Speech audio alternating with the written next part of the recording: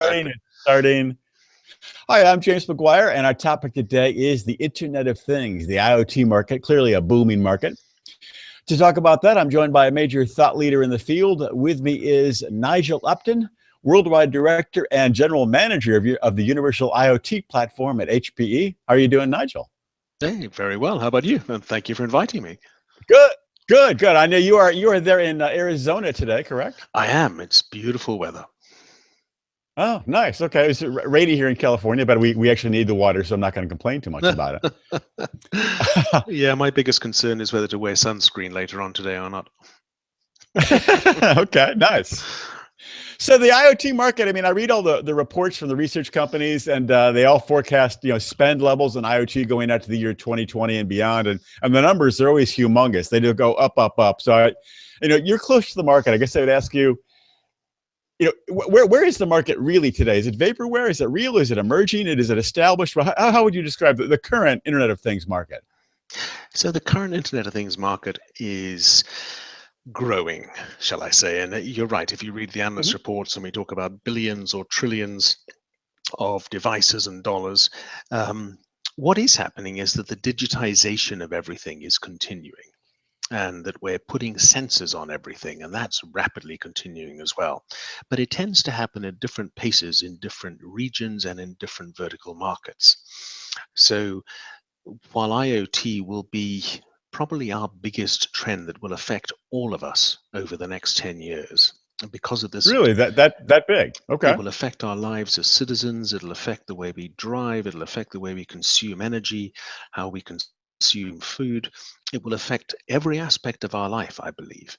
And it's this whole principle that you can digitize so many aspects of our life. But as I said, it happens at different paces and it's different region to region and industry to industry. So if you consider a energy company like Shell, who have oil rigs, the way that IoT is implemented there is very different to how you and I as a consumer would use IoT services, perhaps provided by our local telecom operator. Mm-hmm. Can you give some real world examples of IoT? How it's really happening out in the world today?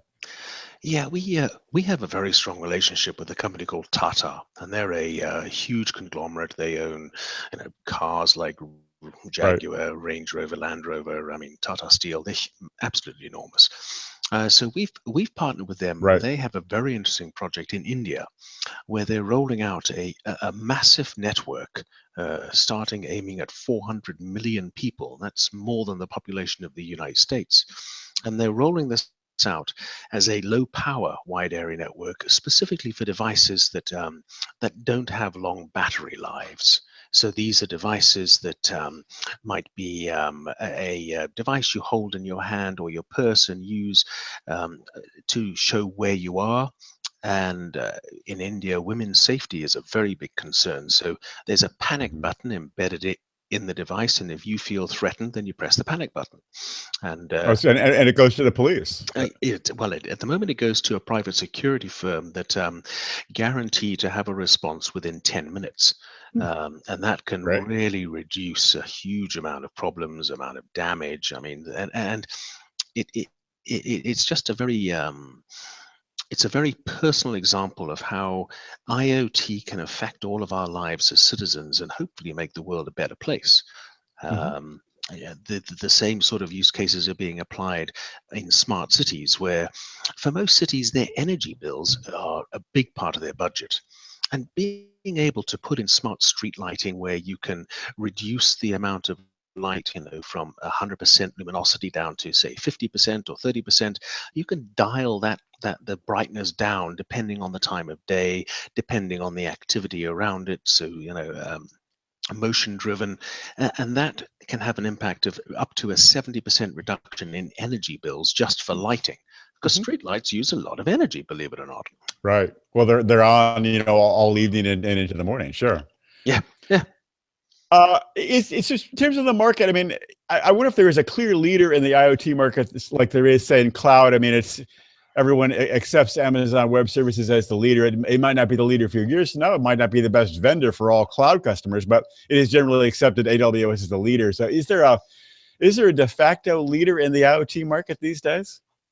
I don't believe there's a de facto leader. I mean, everybody is in this space because it is so big.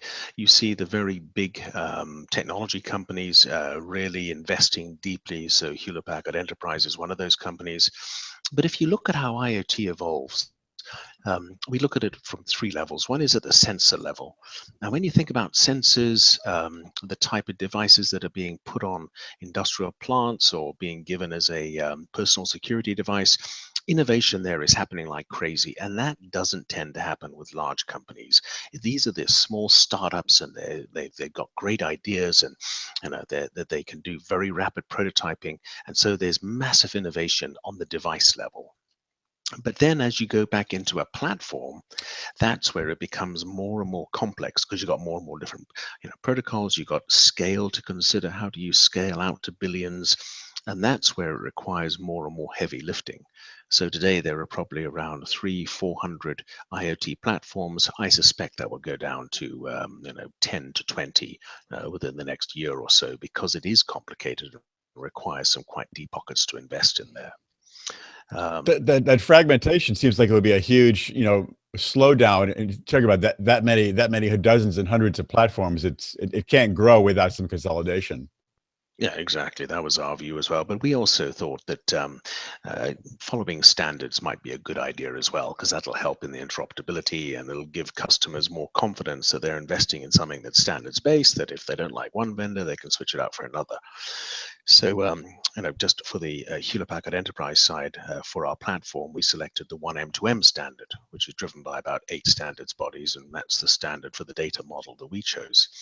So I think you'll see a consolidation as standards become more mature. So that standardization will happen just to make everything easier to integrate. It seems like the IoT market faces at least a couple of uphill battles. One is security, and I think about many of the devices are easily hacked. I mean, it is a widespread network, so it's going to be hackable by depending on who does the network. And the other issue is storage. I mean, we're already so weighed down by trying to store everything we have. Of course, the IoT, that network creates an additional ocean of information. Security and storage, are they the slowdowns that I think they're going to be? Security is number one issue in any IoT deployment. From all the research we do and all the other research that we read, it's strange, So, for example, we make an IoT platform and we secure the data. We secure the transmission of data from our platform to analytics and to the end user. But you find that it's the complete end-to-end that very few people are taking complete accountability for. So, you as a consumer might buy a security device, and then you'll buy your network from somebody else, and then you'll buy your platform from somebody else. There's nobody taking the end-to-end accountability. So a lot of our customers are asking for somebody to step up there. I mean, HP is one of the companies that can do that, but they also tend to start doing independent security testing and audits. So a lot of our big customers, they will hire an outside company that is completely independent to come in and do a security audit and testing.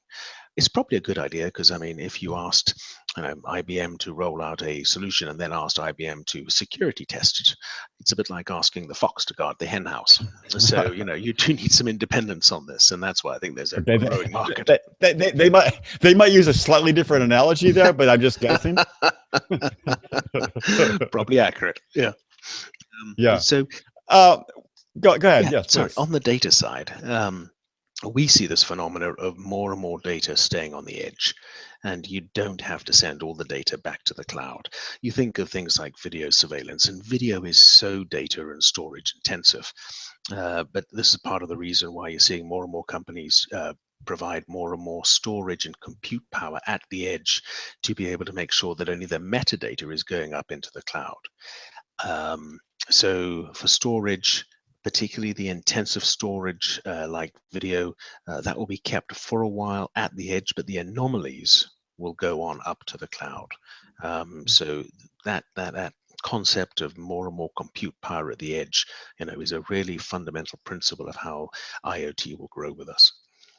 It's fascinating, the idea of the Internet of Things and the cloud and the relationship between the two. I mean, Hmm. there's of course the venture capitalist Peter Levine. He's a general partner at Andreessen Horowitz, and he said something recently like, edge computing, otherwise known as IoT, is going to kill the cloud because all the computing is going to be done at the edge. Where the central cloud repositories are going to fade away because they won't be needed for processing. Uh, what do you see as the relationship between IoT and the cloud? And does his remarks make any sense? At some level, they make sense because the revolution of this edge compute is really only just starting. So that's going to have a major impact. However, it's not all going to Mhm. be in one and it's not all going to be in the other. As always, it's a balance. So you will see an acceleration of edge-based compute, and these converged edge systems are absolutely critical for that, and that will be a big growth area. However, the cloud's not going to go away anytime soon because you need edge computing, but for certain use cases, and you need cloud-based computing. So if you think about how consumers use IoT, there's no edge involved. It goes directly from the device into the cloud over a network. It could be a cellular network or a LoRa network, whatever it happens to be. So it's, as we would say in England, it's horses for courses. For industrial, it is, edge is going to be a big difference there, and it's very, very important. And HPE is investing heavily in the edge line converged IoT systems. However, for Mhm. non-industrial, and this is more enterprise and consumer, um, the cloud will continue to be a huge repository. But there's one other angle, which is if you're looking more and more at deep learning, where you need a lot of computational horsepower to do very deep number crunching, that capacity only really sits in the cloud today. Right, So right. you would need massive computational processing power at the edge to be able to do what those deep learning engines do, and I think that is a long way off. Yeah, I mean, I could see a day in the distant future where that kind of machine learning would be capable at the edge, but as you say, that is a ways off to be sure. Yeah, I mean, we often look at things like connected cars, and connected cars or planes or trains or whatever they happen to be. They're producing tons of data, and a lot of the stuff sits at the edge because it doesn't need to go anywhere. Because you don't need to know whether the car is continuing to run as normal, and producing gigabytes and potentially petabytes of data. You just need to know Mhm. when something starts to go wrong. And that's the data that gets sent up, and that's the actionable data. All the rest of the stuff can be stored locally, and once you're past a certain amount of data, you don't need that data anymore, so you drop it. What about the future of IoT? I wouldn't even go 10 years out, but between say now and the year 2020 or so, what are going to be the key thrusts of the future of IoT going forward? And is there any way the business is going to can be prepared for that now? The big thrust that I see are primarily driven by economics. And if you look at the industrial side, it's much easier to justify rolling out IoT platforms for things like preventive maintenance, or condition monitoring, because if you can stop one machine from breaking down and stopping your plant going offline for 3 or 4 hours, that's worth millions. So there is Hmm. the ROI is very, very good on things like condition monitoring and predictive maintenance. So that will continue to accelerate.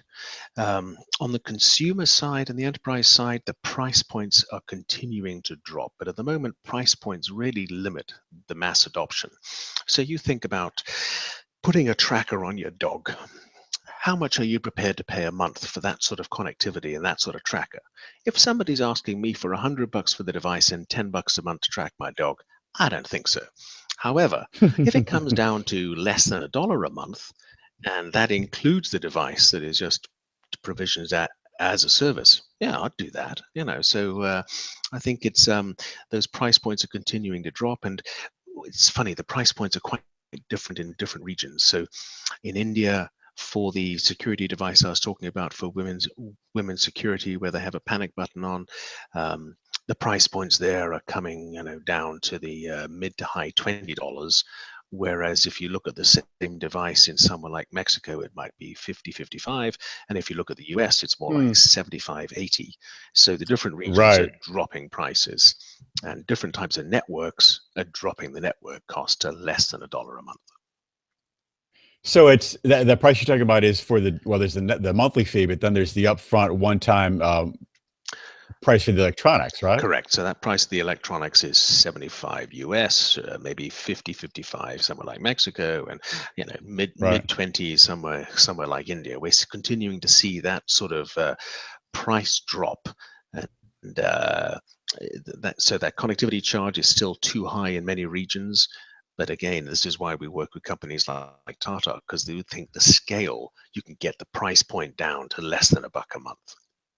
Mm-hmm. It seems like the device market is a possibly lucrative market for an importer who wants to import devices, built someplace else. Or do you think it wouldn't cross networks like that?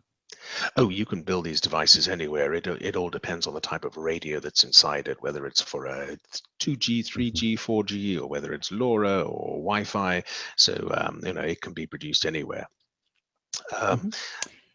I'm sorry. The future. I think I interrupted you in the middle of the future of your future talk about IoT. Yeah, the only other thread I'd like to draw out is that because IoT is becoming so pervasive, it's entering the manufacturing process.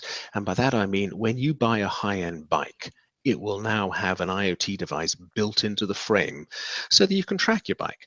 Same with things like backpacks. So the idea, or weapons, and being able to put tracking devices that are built into, say, the stock of a handgun, so that it really is trackable and you can't turn it off. The same when you buy cars, you pay for a service like LoJack. Well, it's going to happen very rapidly that everything will be trackable because everything will have an IoT device embedded into the manufacturing process. So it won't look like the sort of clunky things you get today where you buy a separate device and tie it onto something. It'll be embedded into the product. And I think that will also drive that mass adoption with price points that are low enough and cheap connectivity. Well, all those devices tracking all those things, I can only imagine the data that creates. I mean, I see an exponential move up. I think data storage will always be a good market to be in. I agree. Data storage will always be, a good market, both at the edge and in the cloud. Yeah. Nigel, I think you said it. That's a lot of good stuff. I greatly appreciate you sharing your expertise with us today. I'll send you the link when we're done. We can all tweet about it. Okay. Cool. Thank you very much. Oh, it's a pleasure. Thank you.